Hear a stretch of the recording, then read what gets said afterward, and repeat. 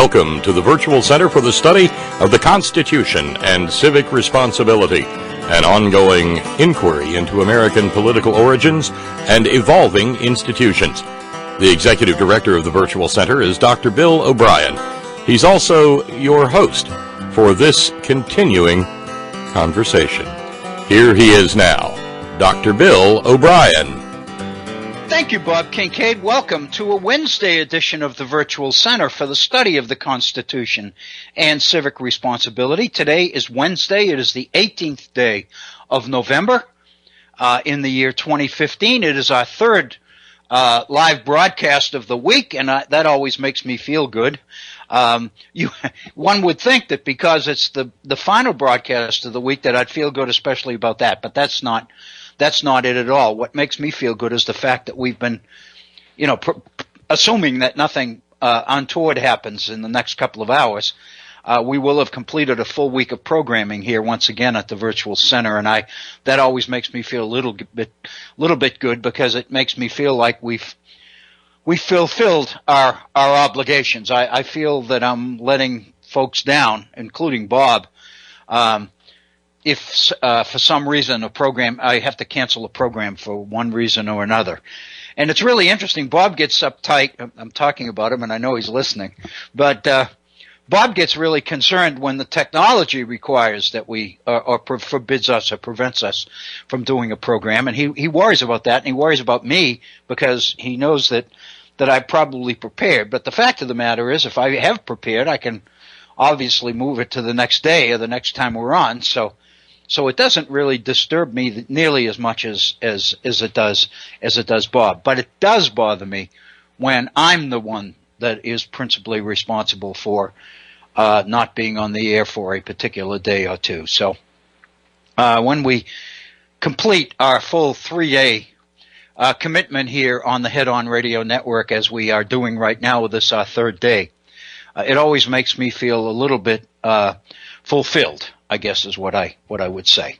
But I can't afford to feel fulfilled yet, because we've got the better part of 2 hours to go here at the Virtual Center.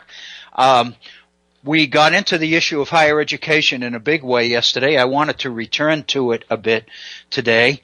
But at the beginning of the program, I wanted to touch on a couple of emails that I received from listeners. And I thought that they were extremely helpful and extremely valuable. And the fact of the matter is, a couple of them especially are significant enough, I believe, to warrant some serious conversation here and at the Virtual Center. And I thank those who sent the emails for that. I did thank each of them for the contribution, for the email. But I also wanted to acknowledge on the air to the general audience as to how important the information and the communiques from those who listen are not only to me, but I hope in terms of some of the programming that they initiate. I hope that they have value to our listeners as well. Yesterday we spent the bulk of our time on higher education, especially. I was going to say the last hour, but we were only on an hour and a half yesterday. But again, I think the better part of the last hour, the 2/3 of the program, in other words, was devoted pretty much to the issue of higher education. And while I felt like that I completed the task that I had, I wanted to go back and retouch a few of those bases, because I kind of flew over them in the interest of time as we were moving towards the end of the program, and I wanted to go back and maybe elaborate a little bit on a couple of those points. But I'm guessing that you might have, if you listened yesterday, you might have issues and concerns and ideas and suggestions, questions, comments, or whatever related to the topic. And if so, we would sure love to hear from you. Our phone number is area code 304, and the phone number is 640-6495. That's 304-640-6495. If you'd like to communicate with me via email, and a number of our listeners did, and as I mentioned, I'll be referring to those in a moment. My email address is waobrien906 at gmail.com. That's waobrien, OBRIEN, 906, all one word, lowercase, at gmail.com. And I remind you once again of our Facebook page. If you go to Facebook and you type in the Virtual Center for the Study of the Constitution, you will gain access to our Facebook page. And we've reached a point where there's quite a bit on it. I've posted several pieces. In fact, a piece, the piece that we used in yesterday's program on higher education is one that I do intend to submit for publication somewhere, I hope. I want to wait a while because I've got a few already in the hopper, and I don't want to overload the process, and I'm already having a little bit of difficulty recalling, which ones I've submitted and which ones I haven't, and those kinds of things. So I kind of want to back off a little bit and maybe wait until after the holidays for that. But there's quite a bit on the Facebook page, and I have taken to usually in the evenings when I'm looking at the internet, I usually try to make it a point to include something, and especially after yesterday's program on higher education, I felt that it was significant to put the piece from which I was making my points on Facebook, and I did that after the program yesterday.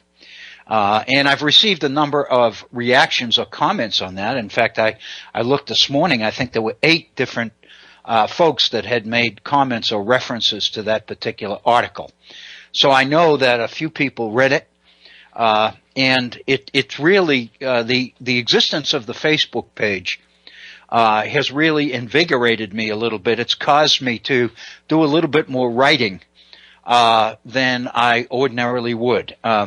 I was trying to write articles over the last year and 2 or 3 months, I guess, since late last summer. I've probably had a dozen different pieces published in our West Virginia Charleston Gazette, for which I'm very, very grateful, very thankful. And that's really what I was writing about. But since that time, and especially since we've started the Facebook page, I've taken to putting comments and issues related to some current events on the Facebook page. I tend to get quite a bit of commentary, quite a bit of reaction to those. And so that, as much as anything else, is stimulating me a little bit to keep doing it. And yesterday's program, very honestly, while the education issue was right at the forefront of my mind when we finished the program, I thought the best thing to do was sit down after the program and post the particular piece that made some of the points that I had made on yesterday's program. So again, we would love to hear from you. If you would like to chime in on any one of these issues, we'll be into education a little bit, quite a bit today, in fact. And, if you have commentary or questions or suggestions or whatever, I would love to hear from you. Again, very quickly, the phone number is area code 304-640-6495. I mentioned that we received a couple of, I thought, extremely perceptive emails yesterday. One of them was from a listener who said that he's an occasional listener, and he found, very honestly, he was very, very complimentary about that. And he said the reason he was an occasional listener is because if he felt that he wasn't going to be able to hang in there for the full 2 hours, he was inclined not to begin because he felt that the information, that there was so much information that he didn't want to be, once he got into it, he didn't want to be disrupted. So, but he said, with that caveat, he is a fairly regular listener to the program, and I appreciate that. I think he's in the, apparently on the West Coast and obviously in a different time zone, so he, doesn't necessarily listen live, but he listens on the broadcasts on the archived material. But he was reacting. This was from Roger, and he reacted to a couple of things, and I thought they were worthy of comment. I thanked him for the email and told him that I was going to at least touch upon a couple of the points that he made, because I thought they were really worth at least a comment. And again, if this is something that if these issues are issues that strike you as something you'd like to comment on, then by all means feel free to pick up the phone and give us a call, and we'll get you on the air and we'll talk about them.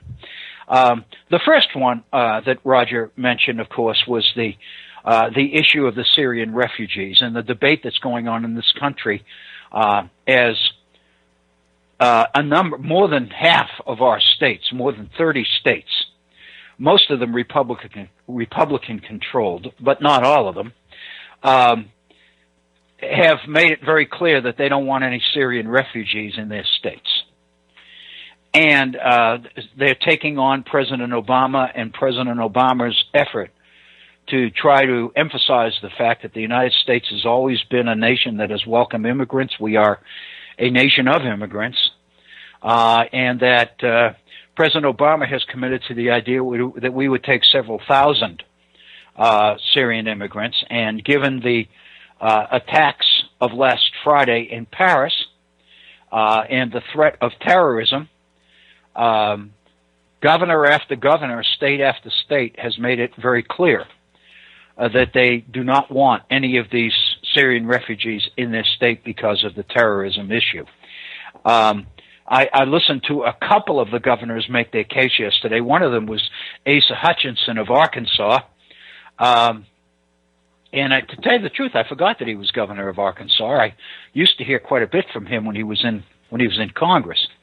But he was making the point that because our security system for entry into this country is not foolproof, and because with the apparently stolen Syrian passport, that was used by one of the attackers in last Friday's incident in Paris, it became very clear to him, Governor Hutchinson, that the influx of large numbers of Syrian immigrants all at one time would be a perfect opportunity for potential terrorists to get under the radar and get into this country. And so based on that, he felt that his commitment to his constituents, to citizens of his state, really made it imperative that he stand up and make it very clear that under these present circumstances, he didn't feel that we as a nation ought to be accepting large numbers of immigrants at one time, whether in fact they're fleeing terror or not. And of course, the fact of the matter is, and President Obama has made this case made this point on more than one occasion, many of these immigrants, many of these refugees, so-called, are refugees from terrorism. They have been terrorized. They have been brutalized. They're fleeing for their lives. And these are the kinds of people that Americans have always stepped forward to help. The president is making that point. And so this particular issue is becoming a major one. It's not only becoming a major issue between the White House and the states, but it's also fueling the differences, if you will, between parties. The Republican candidates for president, to a person, have taken a very strong stand against what the president is doing, what the president is saying in response to the Paris situation and to his willingness to take significant numbers of immigrants. Roger's email spoke to that, and of course Roger made the point, and he's of course right, that we are a nation of immigrants. We've always been receptive to immigrants. We've always advocated the idea that the influx of immigrants throughout our history is really one of the major contributions to America's status and position in the world today. Some of our most creative people, those who have contributed most to our society and to our culture, to our nation, have come here as immigrants, and many of them have fled violence. And of course, I think during World War II and the Holocaust, we know that a large number of Jewish Americans came here during that particular period. The only thing that I could add to this, I'm not going to hide my preferences, because I really believe that it is not. I don't believe it's justifiable to violate your principles and your standards and your ideals because of a particular situation that might be happening at a particular time. I think that if we begin to abandon our principles in the face of terrorism, then in effect we win. Now, I know this is an academic or an intellectual argument. It's one thing to say that, but when you take it out of the realm of discussion and you bring it to the real world of actually walking the walk as well as talking the talk, it sometimes becomes different. I understand that. I recognize that. One of the things I do know, and I think history tells us an awful lot about this, is that throughout our history, while we have championed the cause and the plight of immigrants and refugees in the past, it's very important to mention or to note that this is not the first time, this is not the first national emergency which has caused people to abandon their principles in the face of the existing terror situation facing the nation. Traditionally, throughout our history, when the nation feels threatened, when the nation feels frightened, then we have traditionally been willing to forego our positions on principle in the interest of self-interest, in favor of self-interest.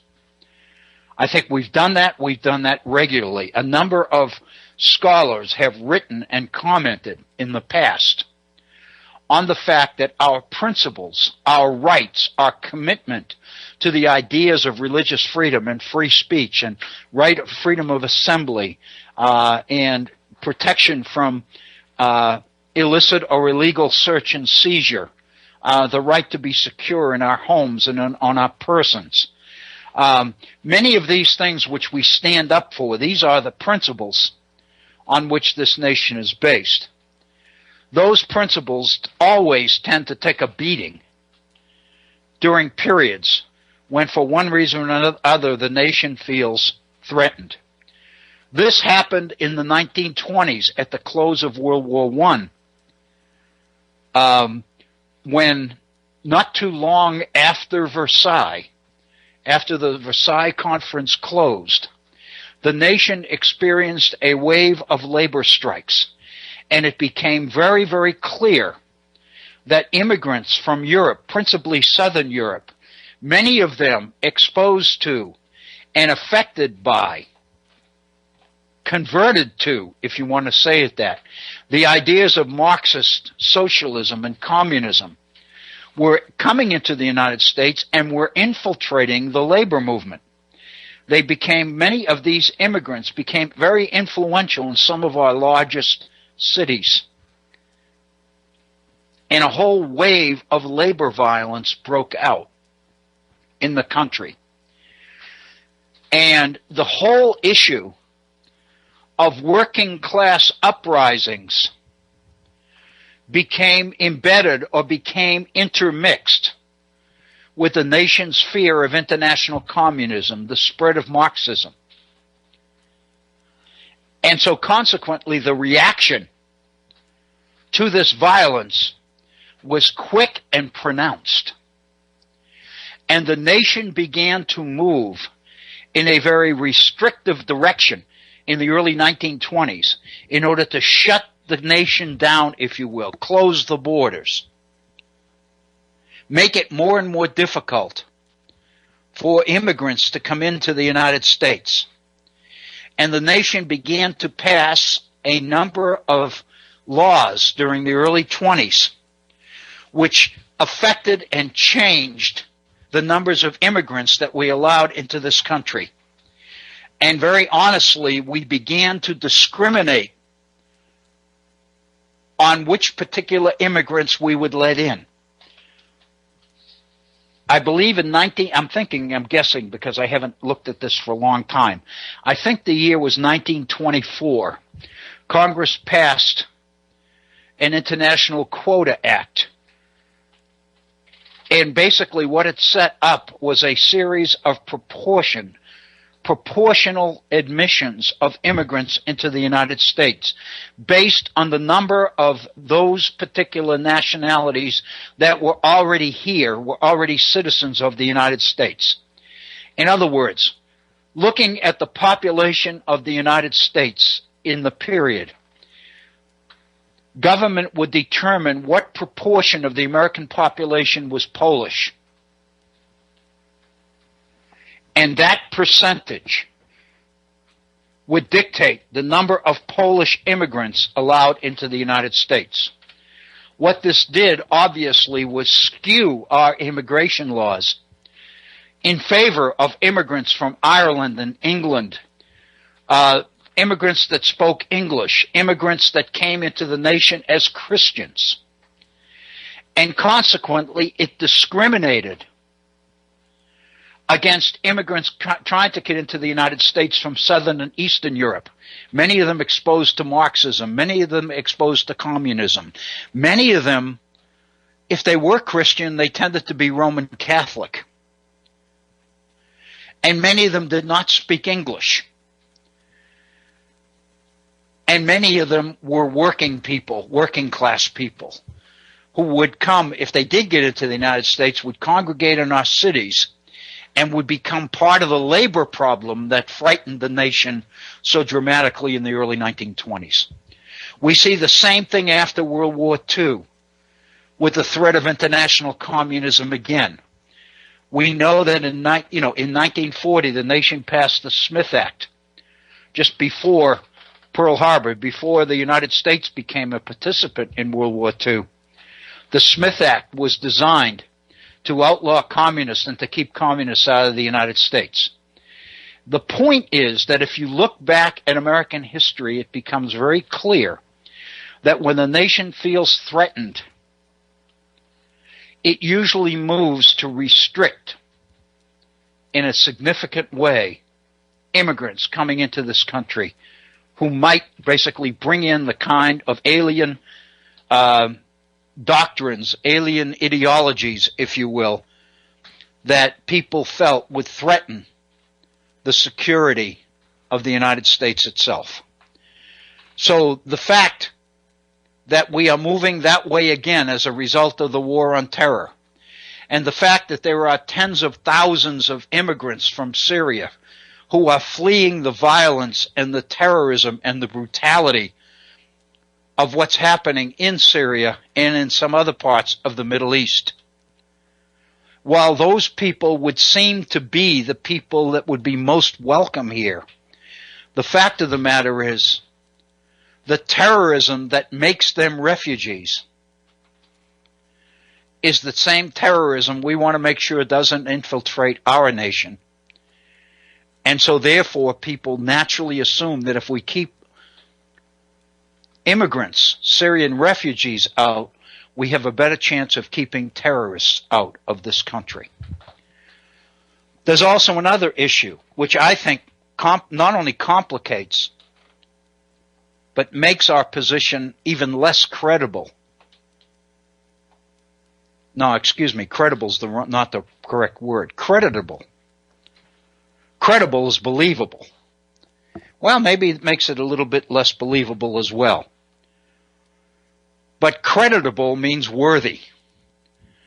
And I think there's no question that this makes our position a little bit less worthy. And what I'm talking about here is the acknowledged willingness of some people, some individuals, to allow Christian refugees into the country, but not Muslim refugees. In other words, to discriminate on the basis of religion. And President Obama, I believe to his credit, has pointed out that inconsistency and that hypocrisy. Because that is clearly religious discrimination. And I know a lot of people are concerned because much of the Muslim violence that's going on in the Middle East is directed at Christians. I understand that.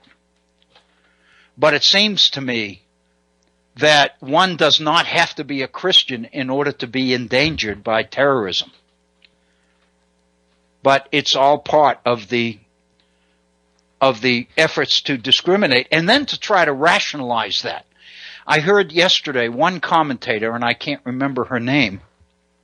Actually, I hadn't seen her before, but she was basically rationalizing these kinds of discriminatory statements and positions on the part of a number of governors and spokesmen for restricting refugees trying to come into the United States during this period. And her point is the amount of aid, the amount of dollars that the United States has sent to the Middle East in humanitarian aid of one sort or another. And her position is, we've already done our part, now it's up to the rest of the world to step up and do theirs.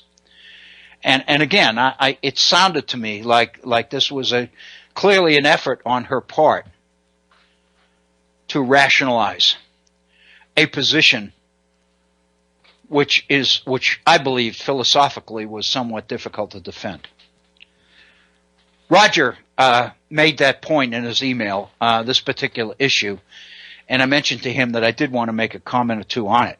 He mentioned something else, and I commented back to him in a return email on this particular issue, and I don't necessarily think that we want to go that far into it at this time, but he was talking about the issue of the flag, especially the flag of Iraq, and the role of the United States in enforcing or helping to change the Iraqi flag. And his position is that a flag belongs clearly to the nation over which it flies, and for an outsider or an interloper to basically come in and begin to tamper with a nation's flag, he felt was going a bit overboard, a bit far. And what we ended up talking about, what I ended up responding to him about, was the issue of symbolism and how important symbolism is. And that the whole issue of the flag, any flag, of any nation, relates to the issue of symbolism. It helps to hold nations together. And by its definition, it is a symbol of nationalism, a symbol of community, of national community, the idea of a nation state. And it's very, very important in order to build and maintain a sense of nationalism. And I think that helps explain why a nation like the United States, given our entry into Iraq with the Iraq War of 2003, why we would feel justified in moving towards and having something to say about changes in the Iraqi flag. I think what it does is speak to the importance that we recognize exists in these kinds of symbols. I think we can see it all the time in those maimed and killed in defense of America, whose bodies are sent back to the United States, and the ceremonies are held, and the flags which drape their caskets are presented to the members of the families here, and how reverent and how honored as symbol the flag becomes. We do it here. We respect it. We recognize its importance here, and we naturally assume that it has a like importance in other countries. And therefore, if we are trying to affect the internal politics of a particular nation or a particular people, it stands to reason that we would look upon the flag as a major way to accomplish our objectives. Whether in fact it's legitimate or not, it's understandable. And I really believe that that's important. Now again, whether in fact we don't have the right to do that because we don't have a right to tamper with anybody's flag, I think that's a matter of debate. And what I mean is, I think we could discuss that issue pro and con. But again, I think it's an important one, and I want to thank Roger for sending it to us. I received 2 emails from Jack on totally different issues. What they were basically are links to particular articles that he felt that I, if I hadn't read, should read. And I thanked him for both of these independently. They were both on different subjects, and they were both quite significant. And I wanted to deal with one of them first, principally because I don't necessarily want to go too far into it on today's program, because I believe next week I'd like to get back and return to the issue of the two-party system in America. I'd like to get back to the issue of political parties. And the email or the link that I'm referring to here from Jack refers to an issue of what's happening, or what seems to be happening, in the Democratic Party today, which Jack felt was very significant, and he naturally believed or assumed that I would think it was significant as well. And the point is, and I made that point to Jack in thanking him, I do believe that it's quite significant, and I do want to revisit it next week when we get into the issue, once again, of parties. But let me share with you, so that you can be thinking about it, what this particular issue is about, and I think you'll get the idea as to why it's significant. The article points out, and Jack pointed out, Jack wrote quite a bit in support of this. He obviously feels very, very strongly about this, and he should. I think it is quite significant.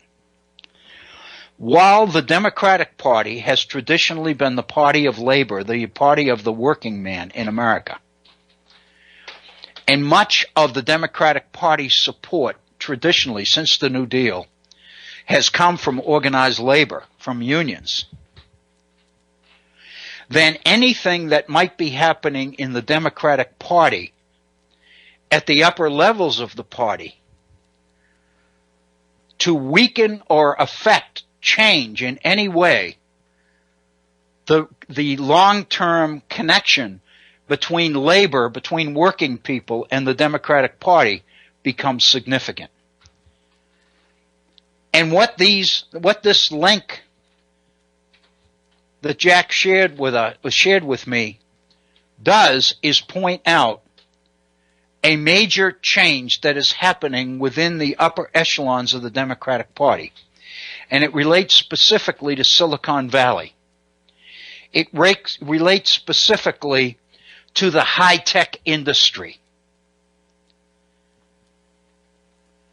And what's happening in the tech industry today as it relates to America's political party system, America's political, the way the nation does its political business, I would say, which is the traditional two-party system. We know, we've mentioned this more than once in previous programs here at the Virtual Center, we know that a number of the most prominent, the wealthiest Americans are in the high-tech industry. People like Zuckerberg and some of these people that have founded some of the major corporations like Gates and Microsoft and Apple and Google and a number of these high-tech companies where the CEOs, the originators of these companies have become fabulously wealthy. Traditionally, historically, this would be called or termed in logical context in which historians have revisited this issue in the past. These nouveau riche overnight millionaires in the tech industry would be associated with or identified with what we traditionally refer to as new money. These are overnight millionaires. These are of Germany, these are what are called the Wunderkinds, the wonder children of free enterprise. Those who have hit the jackpot in terms of innovation, in terms of creativity, in terms of entrepreneurial insight, and all of those things which contribute to the leaders in the technology industry, in the booming technology industry. If you look at what these high-tech companies look for in their workforce, in the people they hire, you remember we spent quite a bit of time on the 2-part article on how to get a job at Google. And we talked specifically about the kinds of skills and the kinds of talent that these high-tech industries and companies are looking for. They're looking for skilled professionals with especially technological expertise, the ability to code and program and create and innovate. By definition, then, these high-tech companies would not be interested in what we refer to traditionally as labor unions, organized labor.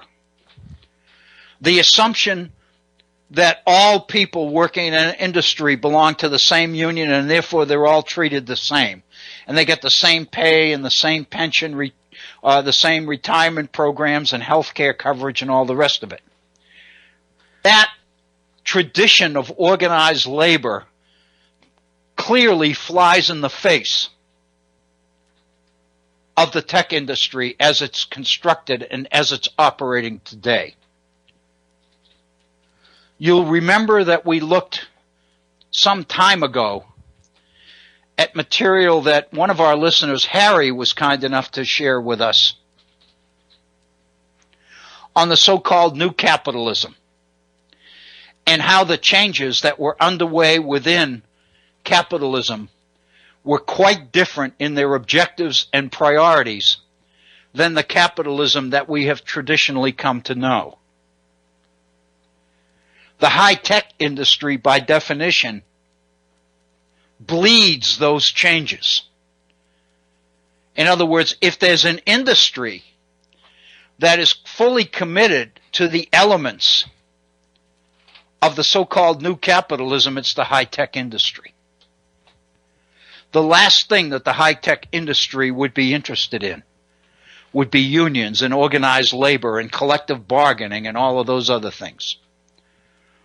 What the high-tech industry is looking for are highly skilled professionals, highly skilled, independent entrepreneurial types who know their own skill, believe that they are superior in terms of that skill or those skills to others around them, and thereby inclined not to join organized union movements, but rather to function as independent entrepreneurs, as contractors or subcontractors on their own, as independent companies, one-man operations, as it were.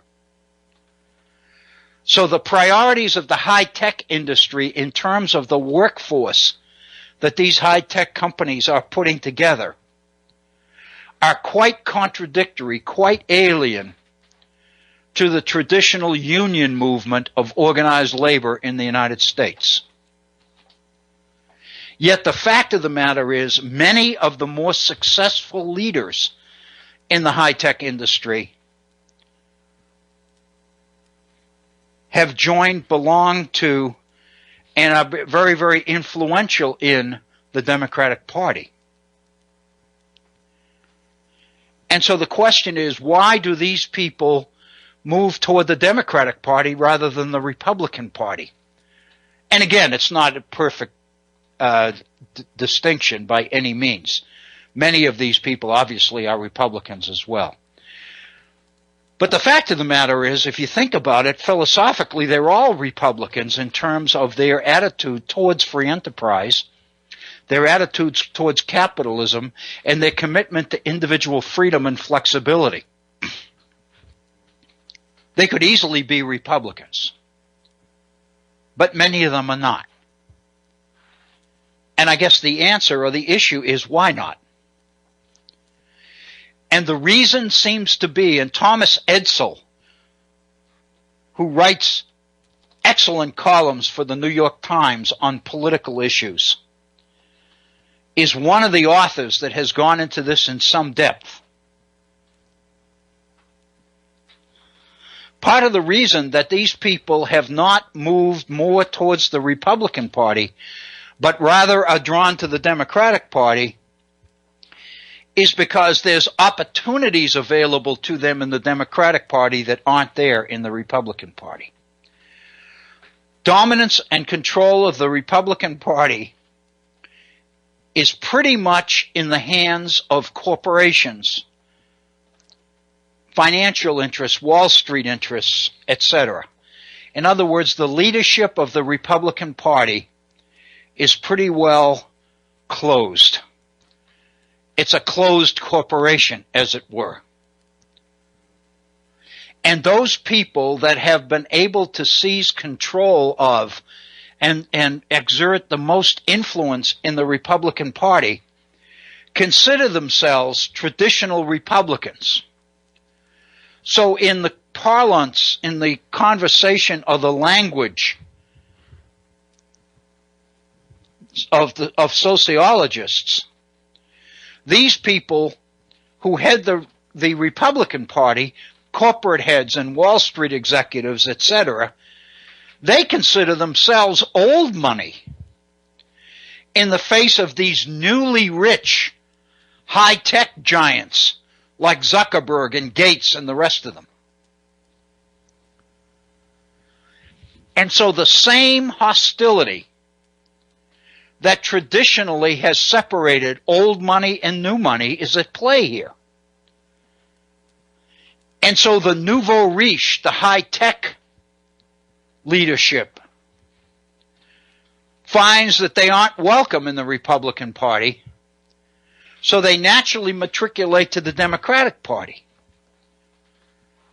And that's creating a problem within the Democratic Party. It's really dividing the Democratic Party along the lines of class, because the workforce priorities of these high-tech individuals runs counter to the Democratic Party's traditional alliance and affinity for organized labor. And so what that means is there's a divisiveness, an emergence of an internal class system, as it were, within the Democratic Party. And it's being played out in the positions that the Democratic Party takes on the national level. The reason I mention this, first of all, I want to thank Jack for the link and for the idea, because I'll be very honest with you, it's something that hadn't occurred to me at all. I had never run across some of these articles that Jack has. And so what he's done is steer me in a direction which I needed to be steered toward. No question. And Jack, I appreciate the hell out of it, man. I really do, and I thank you. Because it's something all of us need to keep an eye on. And with the presidential election continuing to move along, I wanted to share this as quickly as I could, because I think it's something all of us can look for as we follow the presidential elections and the pronouncements of the candidates, Hillary Clinton, O'Malley, and Bernie Sanders, to be specific, within the Democratic Party. There's no question that Bernie Sanders seems to be much more committed, much more loyal to the traditional constituents that have been, consistent supporters of the Democratic Party in the past, organized labor. But on the other hand, we also know that Hillary Clinton has not. Hillary Clinton has very important connections on Wall Street, which are Republican kinds of connections. And she has been attacked for that, challenged on that, by both O'Malley and Bernie Sanders. And she's so far defended herself in the two debates that have been held by saying that Wall Street is within New York, and as senator of New York, these were her constituents. And in the last debate, she made the point that she felt responsible for helping to put Wall Street back on its feet after the recession in 07-08, because they were her constituents. And I know that's bothered a number of traditional Democrats. So I think that this particular issue is one that all of us need to be a little bit sensitive to, and we can kind of watch it play out as the presidential campaign continues. I think it's important. I think it's an insight that it behooves all of us to pay close attention to, because there's no question that it's significant. There's no question that the workplace priorities of the high-tech industry are much more in tune with what we've called the new capitalism than they are the traditional constituency that has been most drawn to the Democratic Party in the past, which is organized labor. The high-tech industry is not committed or not in favor, it seems to me, of anything that's organized labor or anything else. They want to be able to deal with individuals, with entrepreneurial individuals on the make, people who are looking for opportunities to move up quick and bring their skills into the forefront as quickly as possible and cash in on those. And the last thing they want is to be restricted or restrained by obligations to other workers. And we know that one of the things that most signifies or typifies organized labor is the idea of organization and restraint. We see this in the debates over right to work.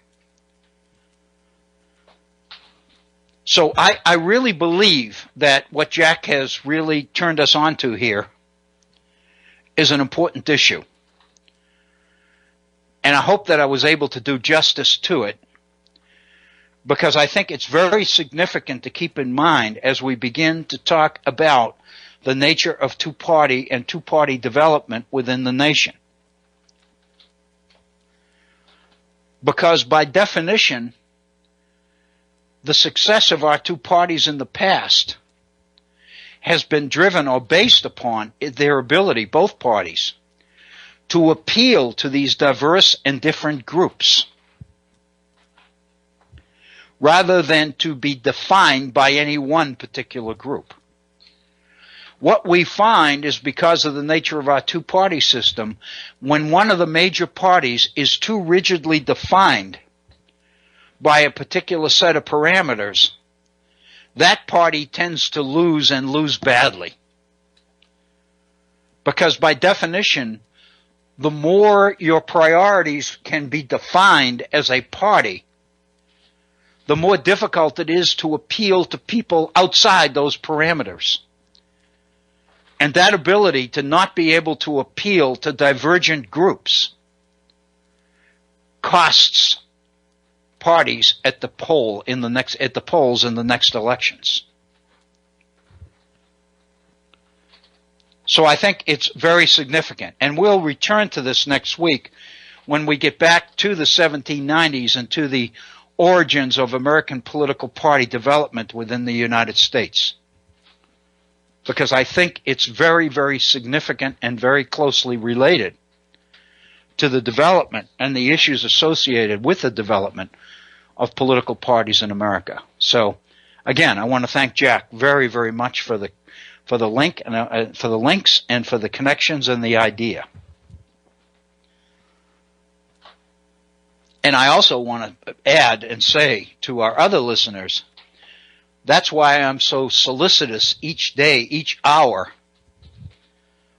of the time that we're on the air, of using the access to email or to the phone number or whatever to get your ideas on the table, because they're very significant and they contribute to our ability here at the Virtual Center to cover some of these issues and do a complete job with some of these issues.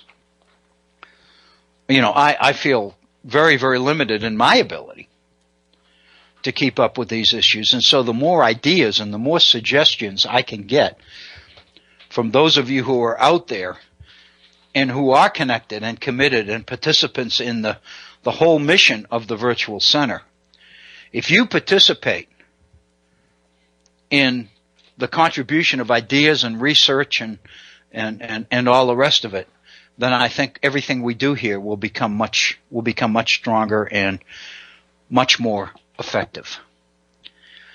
It's really interesting. I noticed that we're about 6 or 7 minutes from the top of the hour, so we've pretty well committed most of the first hour to these things, and so far we've only covered 2. I had three emails that I wanted to touch on. Let me touch on Jack's second email briefly, and then in our second hour, when we return to the issues of education, maybe we can get into this one a little bit more.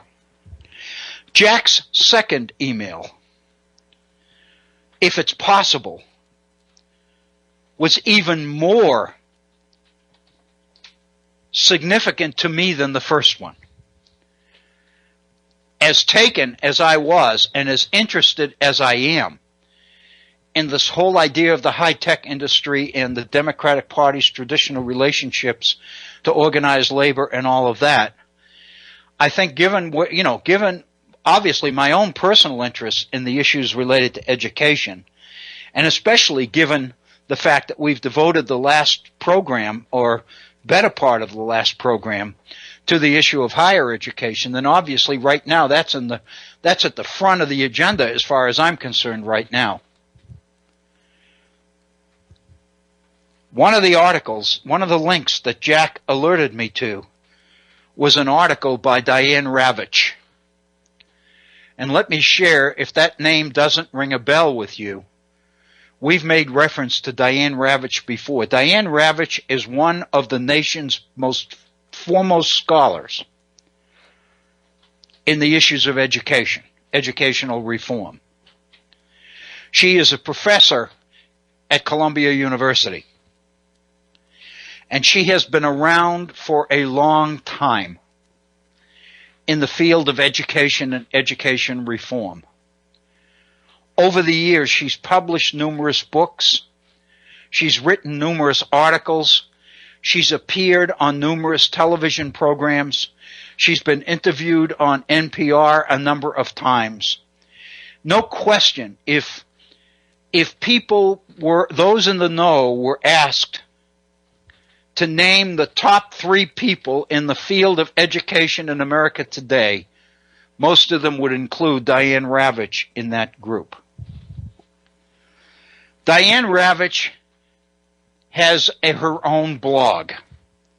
She has her own regular space, if you will, on the internet, where she is able to put forth her ideas and her latest research, where she's able to comment on the latest issues related to educational reform. Jack went to Diane Ravitch's blog,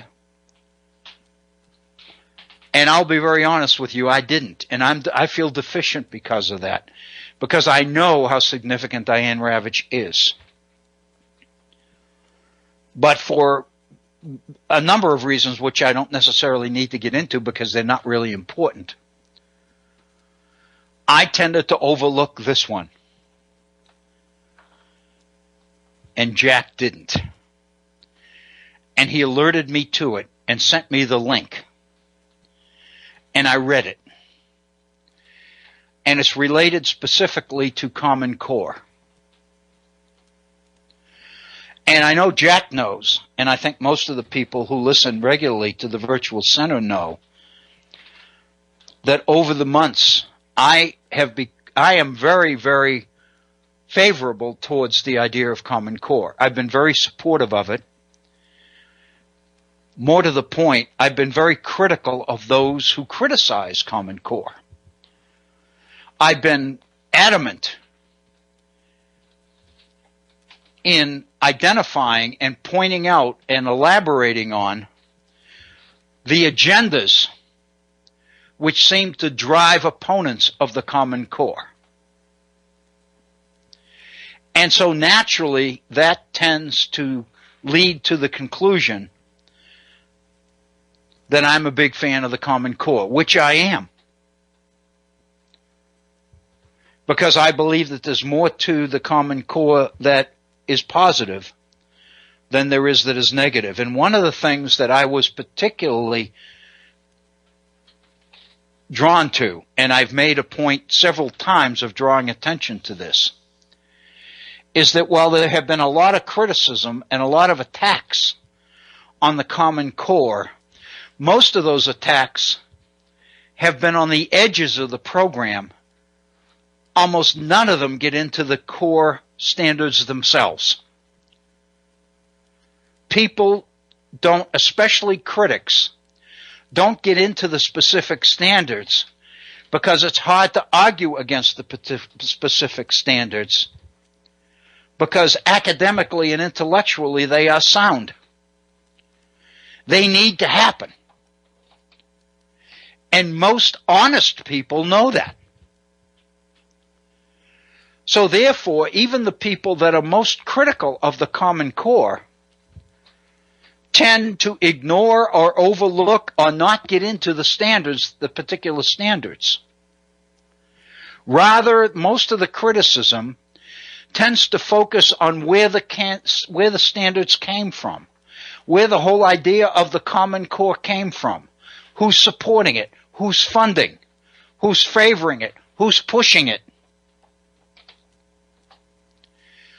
And I have really focused my attention on identifying the particular agenda points, the particular issues that seem to be driving the critics. And basically what I've said is none of these critics are criticizing the standards. They're more critical of who's funding them, where they came from, who developed them, the fact that the Obama administration is supporting them, the fact that the Department of Education got behind them, the fact that Arne Duncan, the Secretary of Education, just resigned, is a big advocate of the Common Core. And this is what has driven many critics to oppose the standards, the Common Core. The reason I say all of this is because Diane Ravitch has come up with yet another issue related to the Common Core that she finds quite disturbing. It is one particular facet of the whole Common Core issue that I have to acknowledge escaped my attention. I've been all around it, but I never really got into it like she does. And I have to acknowledge that I think she's onto something. I think what I found when I read this link to Diane Ravitch's blog, thanks to Jack, I ran into the first criticism of the Common Core that seemed to me to have some validity to it. And I have spent quite a bit of time before we came on the air today, quite a bit of time this morning, in my own mind, playing back and forth on this particular article related to the Common Core. And I find, at least at this point, that I'm still a little bit conflicted because I feel so strongly about the standards and the need for the standards that I'm inclined to not be too comfortable with criticism of them. But I have to acknowledge that the criticism Diane Ravitch is leveling against the Common Core is a different one than I've heard before. And I think there's some legitimacy to it. I can't make up my mind at this point whether there's so much legitimacy to it that it justifies not wanting the Common Core. I'm not there. I still believe the Common Core is a positive good. But at the same time, I recognize the concerns that Diane Ravitch has. I think it's an extremely important issue. I think it's related to the whole issue of education itself. And it's even connected to the issues of higher education we talked about yesterday. Because if you remember, Bob Kincaid joined us and raised the issue of the Common Core in terms of what's happening in higher education. And his point was, and he asked me straight up, did I believe, and I do, that the Common Core standards have the promise of improving educational performance to the point that it makes possible the success in education of a lot of people that traditionally have not been successful in education. I believe the Common Core standards introduce issues into the curriculum which make education possible for people that have never been able to access it successfully before. But at the same time, that doesn't mean that I don't see some of the concerns that Diane Ravitch has about the Common Core. And her issues, I don't want to run too far beyond, I've already gone 5 minutes beyond the top of the hour, so I think maybe this is a good point to stop and take our regular break and then come back and revisit this after in our second hour, because I think it's quite significant, and I think all of us will be impressed with the perceptive insights that Diane Ravitch brings to the table in relation to the Common Core. Let's pause now and take our 5-minute break, and then we'll be right back. You're listening to the Virtual Center for the Study of the Constitution and Civic Responsibility. We'll be right back. Please stay with us.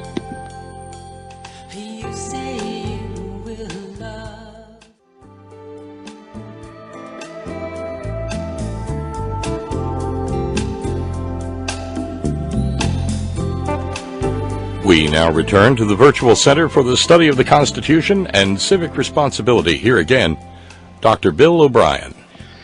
Thank you, Bob Kincaid. Welcome to our second hour here at the Virtual Center on this Wednesday. Today is the 18th day of November in the year 2015. Is it a pleasure to be with you today? This is our final hour in today's program. It is our final hour of live broadcasting for this week at the Virtual Center. I want to invite you to check out our previous programs on our archived presentations. You can go to whiterose.org and get our previous broadcasts. Hey, Bill, that would be whiterosesociety.org. I'm sorry. Thank you, Bob. whiterosesociety.org to get our previous broadcasts in archived form. Or you can go to YouTube. And if you go to YouTube and you type in my name, Dr. Bill O'Brien, you will gain access to our programs, and they are there for the date of each program is listed there. So and very quickly, once you access the program itself, you don't have to go but a minute or two into the program to get a pretty good idea as to what the subject or the theme of that particular program is about. So again, I encourage you to do that. I also welcome and invite you to participate actively in the program by using our phone line and calling and going on the air and sharing your thoughts and your ideas with our other participants. Our phone number is area code 304-640-6495. 304-640-6495. My email address, and of course we've been focusing for our first hour today on materials that came about via the email site. So if you would like to communicate directly with me via email, my email address is waobrien, O-B-R-I-E-N, 906 at gmail.com. waobrien, 906 at gmail.com. And again, I remind you of our Facebook page. If you go to Facebook and type in the Virtual Center for the Study of the Constitution, you will have access to our Facebook page, and there's quite a bit on there. And one of the things that's on there is an article that I wrote this past weekend, which I spent the better part of our full hour in yesterday's program sharing with you, and I wanted to revisit today in combination with this discussion about Diane Ravitch's contribution to the debate over the Common Core. But I do invite you to look at our Facebook page. There's quite a bit on it, and I do invite you to comment on it. You have the opportunity to comment on the articles that are on there, or by all means, feel free to send me an email and make specific reference to a particular topic that you saw on the Facebook page and react to it. And I'll be glad to share it with our other listeners if you would like me to, if you're unwilling or unable to do it yourself by calling in. So again, I want to thank you for your continued support, not only of the Virtual Center, but of your support of the Head On Radio Network as well. I understand some of the financial issues that seemingly keep Bob Kincaid and his folks at Head On constantly strapped for dollars, and like Bob, none of us want to spend our time hawking for contributions. But the fact of the matter is, this is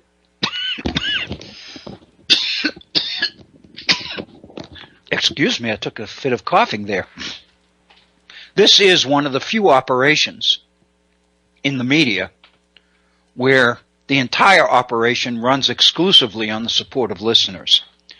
I know for years I helped public broadcasting raise money here in West Virginia, both on television and in recent years on radio, on National Public Radio. And while public broadcasting is dependent on support from listeners, the fact of the matter is that public broadcasting also gets support from taxpayers, from government, and from foundations and corporations who help bankroll public broadcasting. The Head On Radio Network has no such financial support. It's totally dependent on the contributions of those who listen. And I think most of you know that, and I just want you to know that I understand and appreciate that as well. And I also appreciate anything that any of you can do to help out in this endeavor, because obviously I believe that it's a very, very important initiative. And it's one that not only those of us who enjoy it and share in it relish, I believe it's one that the entire nation, as the time goes on, will come to appreciate more and more. We, at the top of the hour, just before we took our break, we were talking about a link to Diane Ravitch's blog on Common Core. Thanks to the efforts of Jack, one of our listeners, to share that link with us.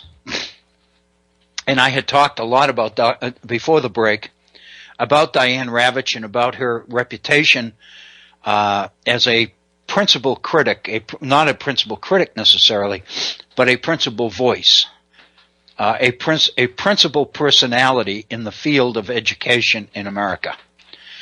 She's been around a long time. She's written a lot. She's researched a lot. She's basically commented an awful lot on many of the issues related to higher education. And in recent months, she's become somewhat of a critic to Common Core. And I've been aware of her criticism of that program. But on the other hand, it has not dissuaded me from my support for the Common Core standards. To me, it's been and remains immaterial whether Bill Gates supports it or not, whether Barack Obama and his administration support it or not. It seems to me that the issue and what these standards potentially bring to our classrooms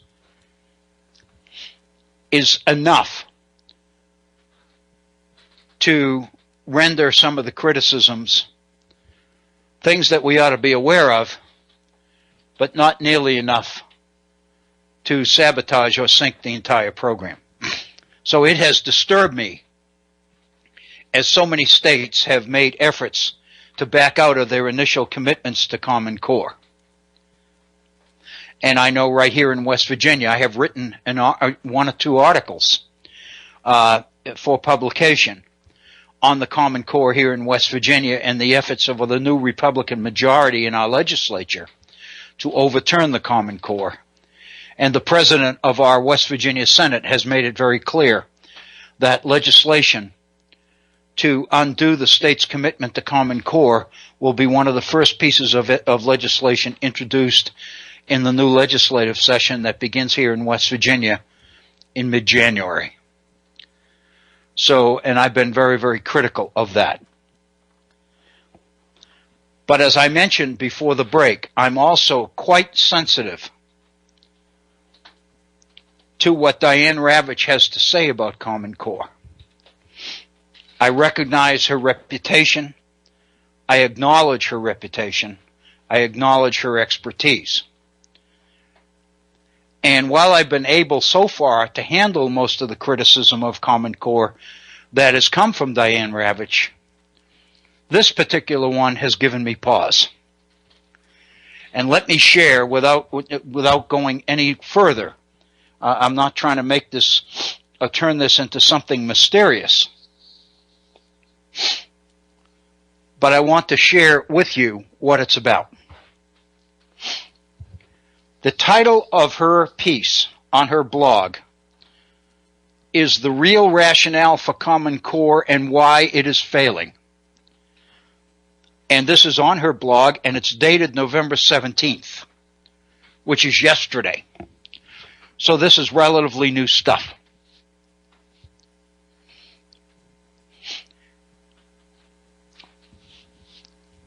So let me take the time to share with you exactly what gives Diane Ravitch pause, and then we can talk about it. Basically, what bothers Diane Ravitch is the introduction of a national system of standards. That has not bothered me because I think it gives us a basis for comparison, a basis for sharing ideas and innovations, curriculum innovations, things that work, things that improve educational performance, things that improve the quality of education available to students. So the national standards have not bothered me at all. But the reason they bother Diane Ravitch is because these national standards, this effort to create a national system of educational standards and measures and standardized testing developed for those standards, is tied directly to the priorities of business, of entrepreneurs in the education business who see the potential for lucrative profit in servicing a market which is national in its organization and its standards.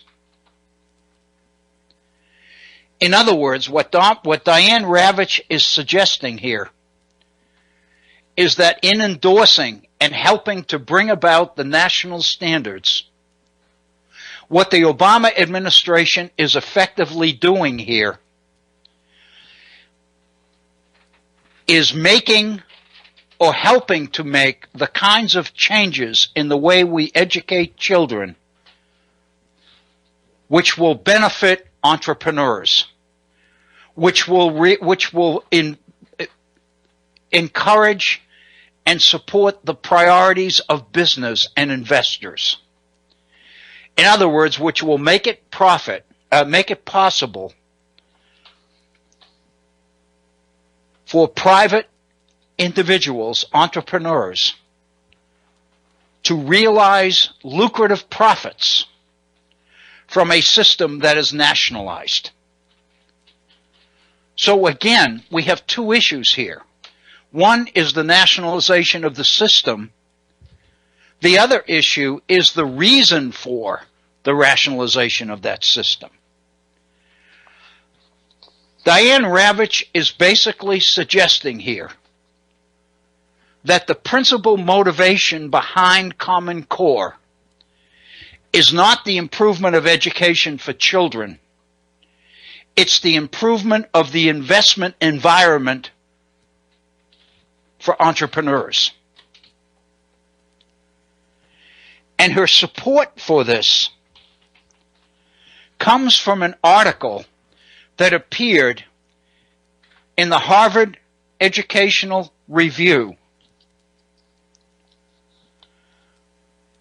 by Joanne Weiss, W-E-I-S-S.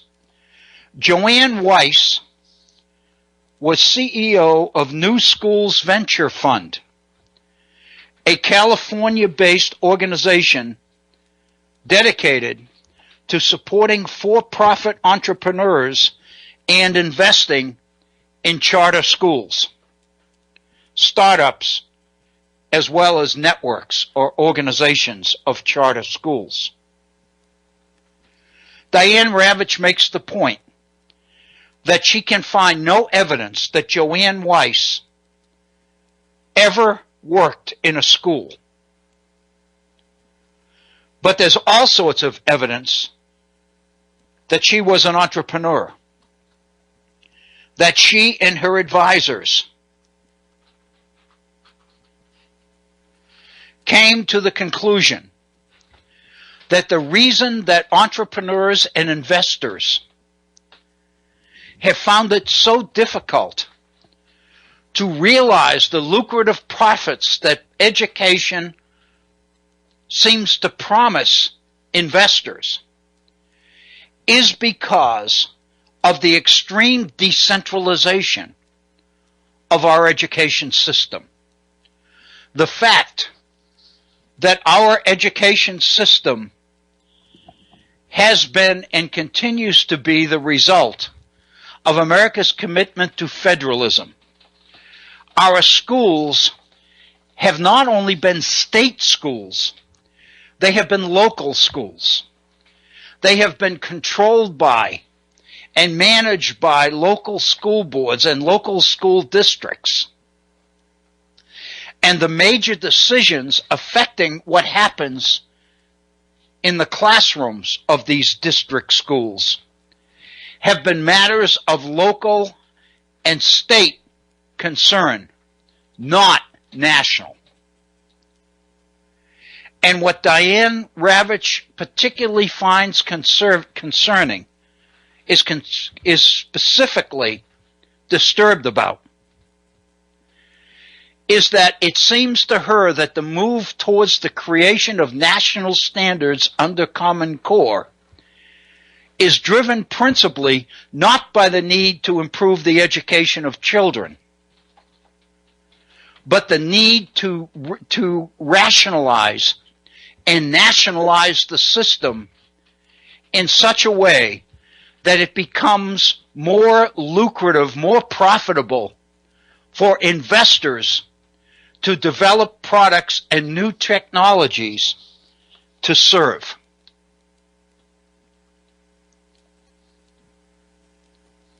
Diane Ravitch makes the point that if one wants to really understand the whole philosophy behind education in the Obama administration, and what that means is Arne Duncan, the Secretary of Education,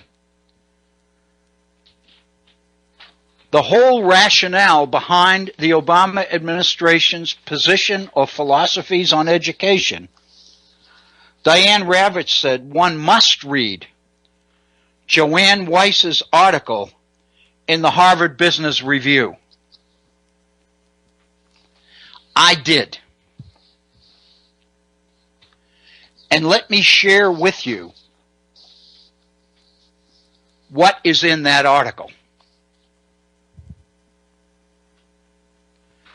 Basically, what Joanne Weiss does in that article, entitled The Innovation Mismatch, Smart Capital and Education Innovation, what she points out are the problems that entrepreneurs, private companies, and organizations have had in servicing K through 12 education in this country because of the extensive decentralization of education.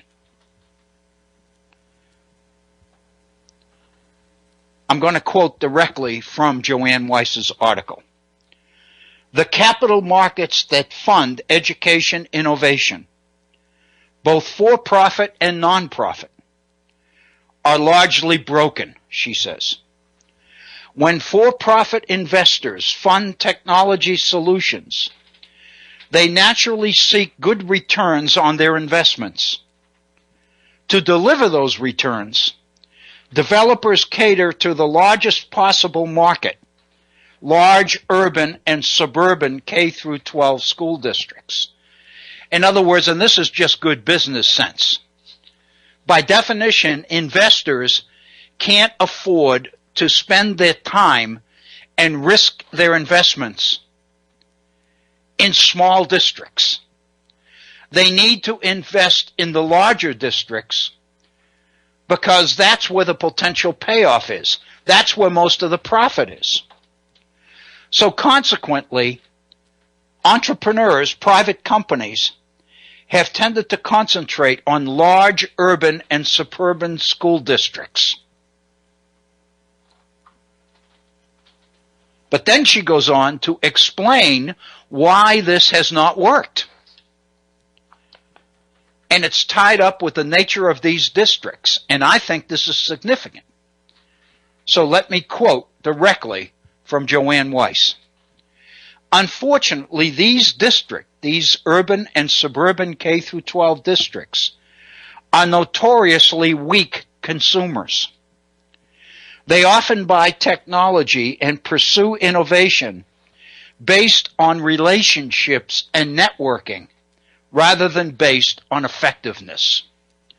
These districts tend to buy new technology, tend to buy new ideas, new textbooks, new approaches to teaching particular subjects from people they know and trust, from people that they have traditionally done business with before, rather than risking their money on innovation, on effectiveness. In other words, they buy from people that they most trust, whether in fact the people they most trust have the best products to offer or not. Given the relative dearth of valid, reliable measures of student achievement, she says, few innovative programs can demonstrate their efficacy. So why not select solutions sold by someone you've worked with for years? or buy products that come with the best giveaways, or purchase from the company everyone has heard of. The result, she says, is a large-scale market of technological mediocrity. High-quality solutions do not rise to the top. Effectiveness is neither recognized nor rewarded. Let's pause for a moment and look at that particular issue. What she is talking about are urban school districts. The school districts that educate the most kids. Of course, the reality is they tend to educate the poorest kids. They tend to be strapped for money. Therefore, they are under pressure to not risk losing money on bad investments. They can only afford to buy what they trust will work. And consequently, they go to the same people that they've done business with before. They're not buying the product. They're not buying creativity. They're not buying innovation.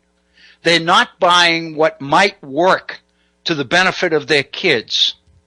They're buying from places that chances are they won't be criticized for buying there. They won't be criticized for making a mistake. They're spending money in ways that are safe. They're covering their butts, so to speak. So the fact of the matter is, what we end up with is what Joanne Weiss calls a large-scale market of technological mediocrity. These people are not buying the newest stuff. They're buying the safest stuff. And therefore, what they're getting never works. What she is telling us from the entrepreneurial perspective, from the business perspective, is why our urban and suburban school districts fail. Why so many parents are trying to get their kids into charter schools or are taking on the issues of homeschooling their kids. Because education, as they know it, is failing their kids. And her sense is it's failing because these districts are afraid to try anything that might work. So consequently, the real innovators in technology find that they can't crack these large school districts with new stuff.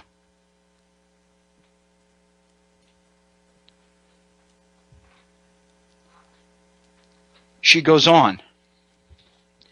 Enter philanthropic capital. Let's talk about private philanthropical foundations. Those groups like the Gates Foundation that pour huge amounts of money into the improvement of education for philanthropical purposes. In other words, because it's the right thing to do. Education is a social good. So perhaps foundations offer better pathways to successful innovation than the market by itself, than the market alone. She concludes, regrettably, that's not true. Foundations typically fund projects, not products. And in education, that usually means foundations give money to schools or to school districts to build or customize solutions to address their specific needs. Foundations, in other words, tend to fund the users or the practitioners, not the entrepreneurs. So from the investor point of view, from the entrepreneurial point of view, foundation money doesn't help because foundation money is going to the class, to the teachers. It's going to the users. It's not funding products. What she's doing here is building a case for the fact that from the entrepreneurial perspective, from the outside looking in, from the top looking down, if an investor wants to sell a new product, a new piece of technological innovation, you can't do it the traditional way. So what you have to do is change the market. If the market is the problem, if your customers are the problem, because your customers can't afford to risk failure, and foundations are giving money to your customers, then the only way that you can afford to invest in these markets, in these school systems, is to find a way to organize the school systems so they all operate in tandem, so they all want the same things, so that when you do make a sale, it's a big one. And when you do start to count the dollars of profit, there's a lot of those dollars. So Joanne Weiss makes the point as follows. Each user, in turn, grapples with its needs in isolation. It creates its own homegrown, fragmented, one-off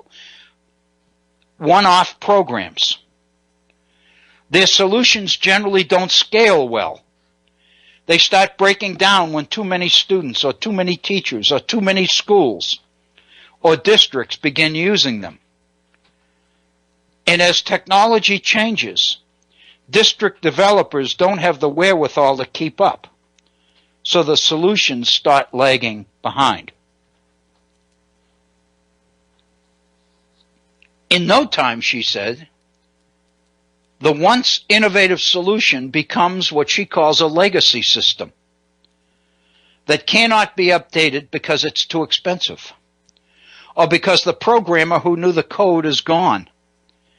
It doesn't work on the new hardware the school just bought. How many times do we hear issues and stories of school systems getting grants from foundations?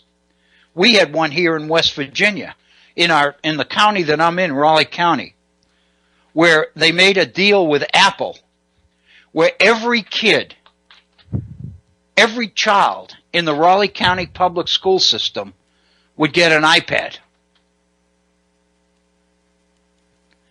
Wonderful. This happened about 3 years ago. But the fact of the matter is there were so many problems that emerged as a result of this iPad problem that it created more problems than it solved. For example, the kids were going to porn sites. So they had to develop some sort of a code system, some sort of a way to block student access to particular sites. Another problem. Most of the teachers didn't have iPads because they're so expensive. So the result was that few of the teachers could or knew how to adjust their teaching to the fact that their students had iPads when the teacher didn't have one.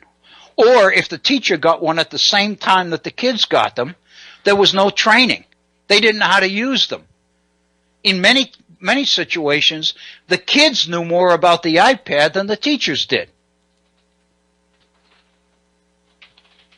And a third problem, which became very big here, I've heard a lot about this from friends and colleagues and acquaintances that I've had in the local community.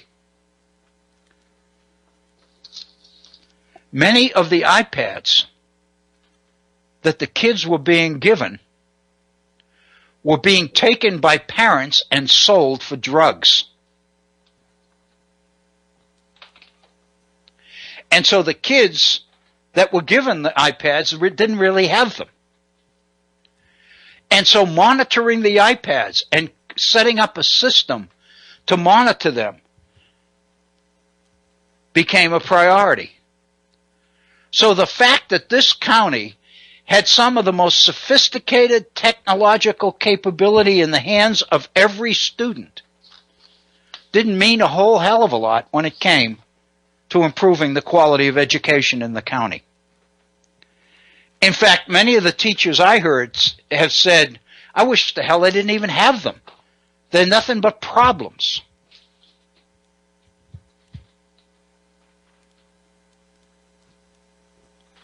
So it doesn't work. So what she says, what Joanne Weiss says, is that in no times innovative technology became a legacy system that couldn't be updated because it was too expensive, or the programmer who set the system up left or retired or whatever, or the school system just got a whole bunch of new hardware, new computers, and the old software didn't work in the new computers, or the old computers crashed with the new operating system, or the interface in the system became outmoded. And the whole point was there were so many things going wrong with technology's innovation in education that from the entrepreneur's perspective, there was no way to build a market. There was no way that investors could afford to spend time and money investing in a system that was so disorganized, so diverse, so controlled by so many different people and interests, parents, local school boards, state legislatures, state school boards, governors, that in a sense, the potential for profit in this kind of an operation became nil.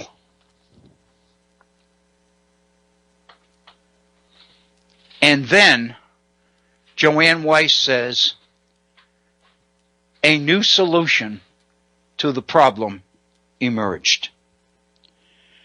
And she said, we tried it at the New Schools Venture Fund where I used to work. We brought together about a dozen chief academic officers from some of the highest performing school systems in the country. We brought some of the administrators from the best school systems in the country together and asked them what prevented them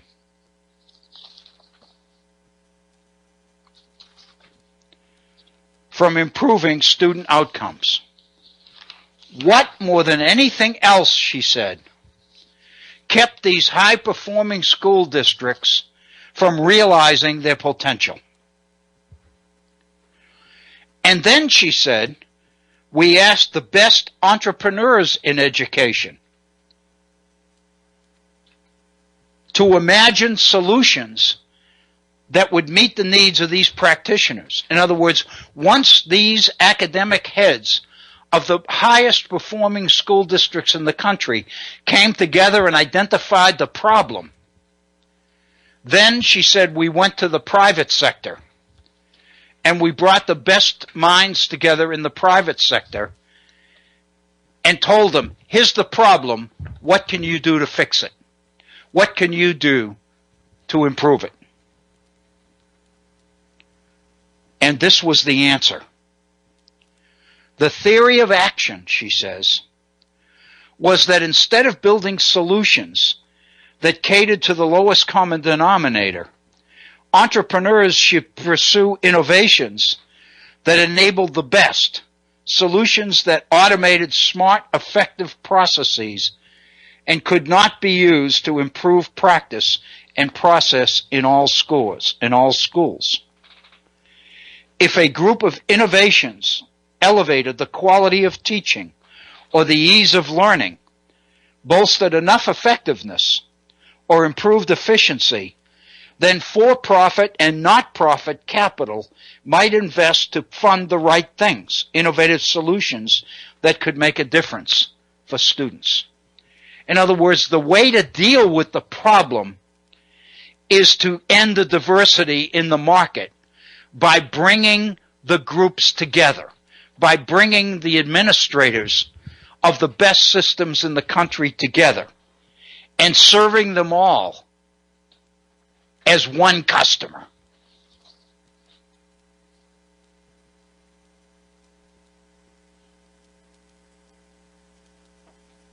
And that led to the emergence of the Common Core. Because once you get a system which 42 states have bought into, plus Washington, D.C., the District of Columbia, once you have that kind of a large systemized market, then entrepreneurs can afford to service it. The development of common standards, she says, and shared assessments radically alters the market for innovation in curriculum development, professional development, and formative assessments. Previously, these markets operated on a state-by-state basis, often a district-by-district basis. But the adoption of common standards and shared assessments, shared standardized tests, which were the same everywhere, meant that education entrepreneurs could have national markets, not local markets, where the best products can be sold at a big enough profit to bring creativity and innovation to the market. In essence, what she is saying is that entrepreneurs, investors needed a streamlined national market in order to make it profitable to bring the newest technology to the school system. The implication here then is that the support for the Common Core, the Obama administration's support for the Common Core, Arne Duncan's support for the Common Core, the Department of Education's support, all of this was driven principally by an effort to streamline and nationalize the market for the benefit of investors, for the benefit of profiteers. So the debate is whether in fact the real objective here is to bring the latest technological innovation into the classrooms for the benefit of students, or whether the real objective is to streamline the market so that the investors can make a profit that's large enough to make it worthwhile for them to even deal with the opportunity. Because Joanne Weiss is an entrepreneur, and because she worked in the Department of Education with Arne Duncan, she was the Assistant Secretary of Education with Arne Duncan, then Diane Ravitch concludes that the principal driver here was not improvement of education, but profit. And that causes her to be very, very negative toward the Common Core. We have less than 10 minutes left in our program, so let me jump directly to Diane Ravitch's conclusion, because I think it's telling. This is what she says. She says the reason to standardize education across the nation is to create an attractive business climate for entrepreneurs. National standards and national tests will encourage them to develop products for this new national market. This is certainly the first time in American education that the U.S. Department of Education took on the role of creating a national market for entrepreneurs. This, she says, was the Obama administration's idea of reform. Then she goes on to say no effort was made to pilot the Common Core standards.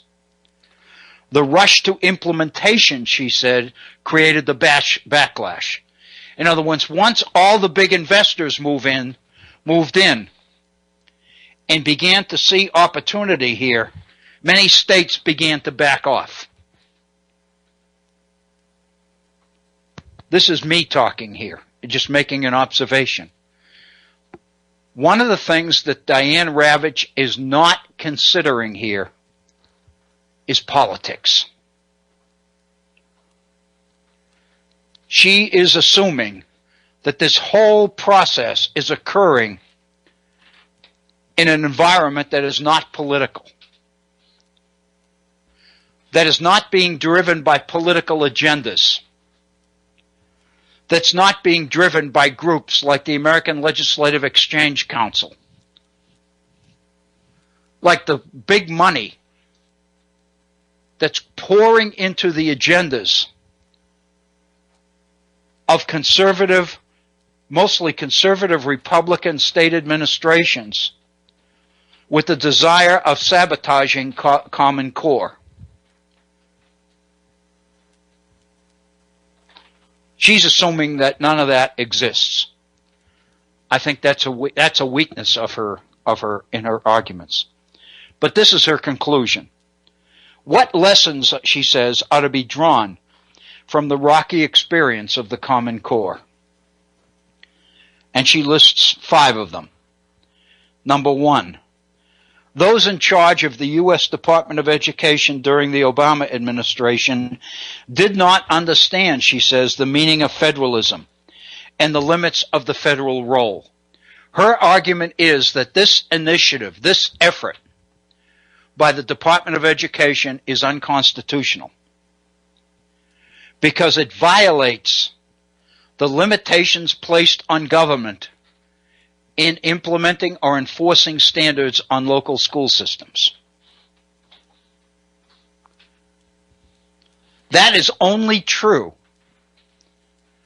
if you buy her argument that the Obama administration's major objective here was to benefit the entrepreneurs, not the kids. If you accept that, then she's right, it's illegal. But I would suggest that remains questionable. Her second outcome from the debate over the Common Core: programs speedily devised and imposed by bribery tend not to last.